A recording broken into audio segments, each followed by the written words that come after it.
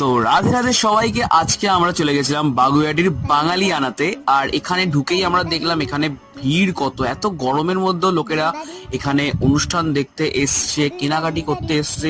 এখানে প্রচুর টাইপের স্টল ছিল, আর এখানে কয়েকটা সাংস্কৃতিক অনুষ্ঠান চলছিল যেখানটায় আমার ইন্টারেস্ট এলো না। তারপর আমি পালিয়ে গেলাম এদিকে স্টল দেখতে দেখতে। এখানে অনেক হাতের কাজ ভালো ভালো ছিল। এরপরে আরো এখানে সেল দেখতে পাই 20%।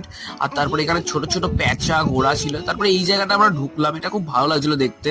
আর এখানে দীপু নিজের ডান্স দেখালো। ডান্স দেখার পরে এখানে আমরা দেখতে পাচ্ছি যে এখানে আরেকটা সাংস্কৃতিক অনুষ্ঠান চলছে। তো এখান থেকে আমরা বাড়ি চলি।